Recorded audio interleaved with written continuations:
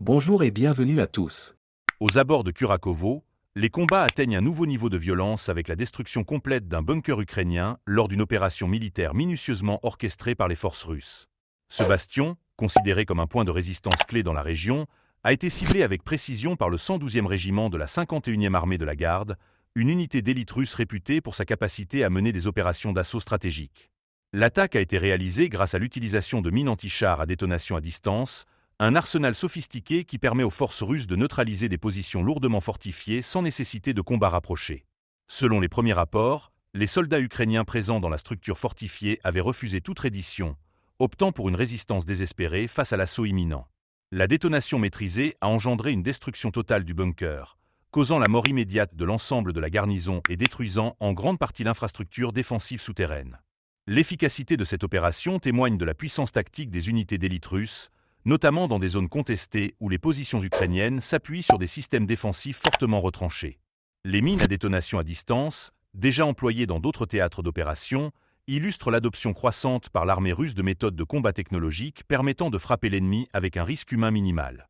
Cette destruction représente une avancée significative pour Moscou sur le front de Kurakovo, une localité d'une importance stratégique cruciale en raison de sa proximité avec d'autres points d'appui ukrainiens essentiels dans la région du Donbass.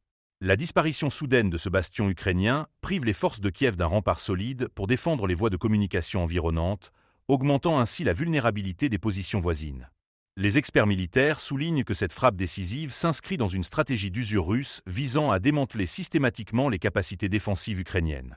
L'utilisation de munitions modernes, associée à la reconnaissance avancée par drone et au renseignement sur le terrain, assure aux forces russes un avantage considérable dans la guerre de position qui caractérise actuellement le conflit. La perte de ce bunker fortifié constitue un coup majeur pour l'armée ukrainienne sur plusieurs plans. Militaire. La destruction de l'une de leurs positions défensives clés dans le secteur limite gravement les capacités de résistance ukrainiennes face aux offensives russes. Les fortifications dans cette zone assuraient jusqu'ici une protection des routes et points logistiques essentiels. Avec leur disparition, l'armée ukrainienne risque de perdre le contrôle des accès stratégiques environnants. Morale des troupes. L'élimination totale de la garnison renforce l'impact psychologique sur les forces ukrainiennes présentes dans la région. Ce type d'assaut massif, qui ne laisse aucune chance de survie, met en lumière la capacité destructrice de l'ennemi et alimente un sentiment d'impuissance croissant parmi les soldats ukrainiens stationnés sur la ligne de front. Stratégie russe d'affaiblissement systématique. Ce succès est l'un des nombreux exemples démontrant l'efficacité de la tactique russe visant à détruire progressivement les infrastructures défensives ukrainiennes. En s'appuyant sur des unités d'élite comme le 112e régiment, l'armée russe procède à un nettoyage méthodique des positions fortifiées pour ouvrir la voie à des avancées plus profondes dans le Donbass. Située dans une région hautement stratégique, Kurakovo se retrouve aujourd'hui au cœur des convoitises militaires des deux camps. Pour l'armée russe, s'assurer le contrôle total des zones environnantes représente une étape indispensable pour sécuriser une progression vers d'autres positions ukrainiennes majeures situées à l'ouest de la République populaire de Donetsk. Pour l'armée ukrainienne, la défense de Kurakovo est vitale. Cette zone sert de rempart contre les offensives russes qui pourraient menacer des villes et villages plus en retrait. La perte du bunker détruit aggrave cependant une situation déjà précaire, compliquant davantage l'organisation de contre-offensives ou d'opérations défensives efficaces dans cette zone disputée. Des images de reconnaissance aérienne diffusées par des sources russes montrent clairement l'impact dévastateur de la détonation. L'infrastructure fortifiée est complètement rasée et des débris témoignent de la violence de l'explosion. Ces documents visent également à envoyer un signal fort à l'armée ukrainienne quant aux capacités destructrices des armes modernes russes et à la détermination de Moscou à éliminer toute résistance structurée. Suite à la destruction de cette fortification critique, les autorités ukrainiennes se sont abstenues de confirmer les détails de l'assaut, préférant mettre l'accent sur des opérations défensives visant à maintenir des positions clés face à la pression russe. Cependant, des sources locales rapportent un retrait tactique des forces ukrainiennes dans certaines zones environnantes pour restructurer leur défense et limiter les pertes supplémentaires.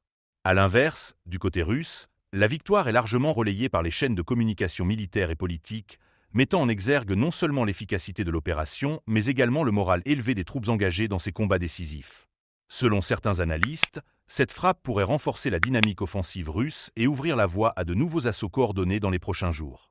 L'attaque qui a entraîné la destruction complète du bunker ukrainien, près de Kurakovo, est révélatrice de l'intensification du conflit et de l'adoption de méthodes de guerre toujours plus stratégiques et technologiques. Tandis que l'armée russe affine ses tactiques, l'armée ukrainienne continue de se battre pour préserver des positions essentielles au prix de sacrifices considérables. Dans cette guerre d'usure qui façonne chaque jour les lignes de front, La bataille pour la région de Kurakovo constitue un jalon stratégique dont les répercussions pourraient bien influencer le déroulement des opérations militaires dans le Donbass au cours des mois à venir. Les deux camps se préparent à un affrontement prolongé où chaque position, chaque fortification détruite ou défendue, pourrait faire basculer l'équilibre du conflit.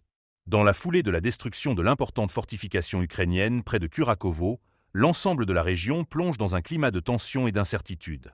L'avancée méthodique des forces russes, soutenue par des opérations précises et des attaques dévastatrices, s'inscrit dans une stratégie d'usure implacable visant à désorganiser totalement la défense ukrainienne dans le sud-ouest du Donbass.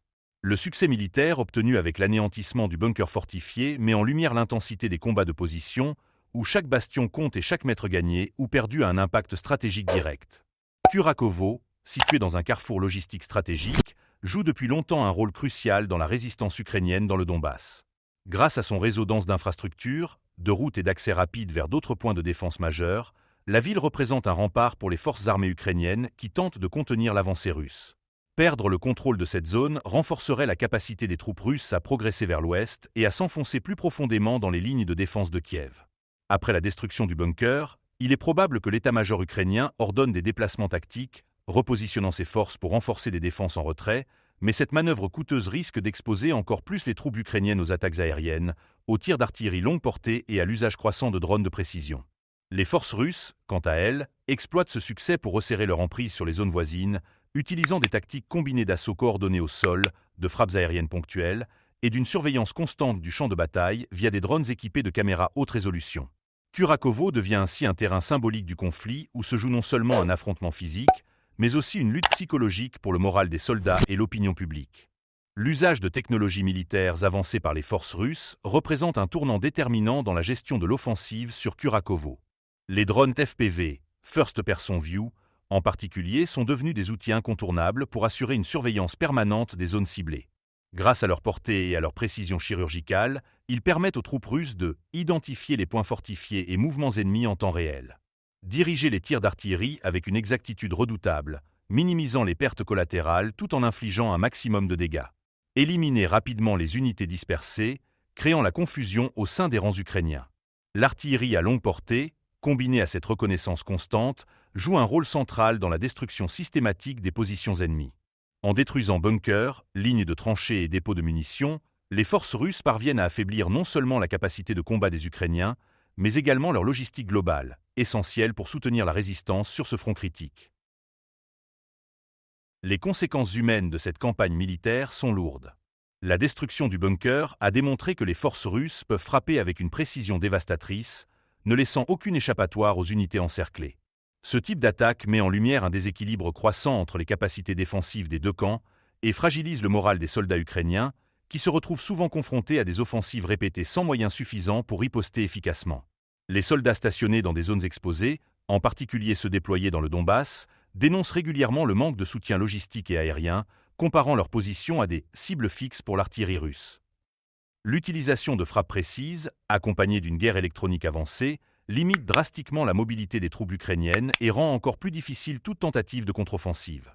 Des rapports sur le terrain révèlent également une frustration croissante parmi les forces ukrainiennes face à ce qu'elles considèrent comme des pertes inutiles dans des combats déséquilibrés. La nécessité de tenir coûte que coûte des positions stratégiques, même face à des assauts russes massifs, mène à des situations où les troupes se retrouvent isolées et dépassées. L'escalade autour de Kurakovo ne reste pas sans conséquences sur la scène internationale. Les alliés occidentaux de Kiev suivent avec attention les développements sur le terrain, conscients que chaque position perdue par l'Ukraine renforce la main stratégique de Moscou. Les appels à un renforcement de l'aide militaire se multiplient, certains analystes pointant du doigt une insuffisance des moyens envoyés face à l'ampleur de l'offensive russe. Pour Moscou, ce succès symbolique près de Kurakovo est un argument de poids sur la scène diplomatique et une preuve concrète de sa domination militaire croissante dans le Donbass. Les autorités russes exploitent ces victoires pour justifier leur stratégie et réaffirmer leur capacité à atteindre leurs objectifs militaires, malgré les critiques internationales. Alors que les forces russes poursuivent leur progression et que les lignes ukrainiennes s'efforcent de se restructurer, les prochains jours pourraient voir une escalade supplémentaire des combats dans et autour de Kurakovo. Les experts militaires estiment que Moscou pourrait tenter de consolider rapidement ses gains territoriaux, sécurisant les routes d'accès pour lancer de nouvelles offensives plus à l'ouest. Kiev, de son côté, pourrait intensifier ses efforts pour stabiliser ses défenses, possiblement en mobilisant des renforts issus d'autres secteurs du front. Le Donbass continue d'être un théâtre majeur où se joue une bataille de volonté, symbolisant l'enjeu global de ce conflit. Avec des attaques aériennes, l'emploi croissant de drones et la guerre d'artillerie systématique, chaque journée voit se dessiner un changement potentiel dans l'équilibre des forces. Pour les civils encore présents dans la région, la situation reste désespérée, marquée par des destructions massives et une incertitude constante quant à l'évolution des combats. Les images de Kurakovo, marquées par des explosions, des fortifications détruites et des routes ravagées, témoignent de l'intensité croissante d'un conflit qui s'enlise et transforme le paysage en champ de ruines. Dans ce jeu d'échecs militaires, chaque position stratégique compte, et Kurakovo, au cœur de la tourmente, est désormais une cible dont l'issue pourrait réécrire le déroulement de la guerre.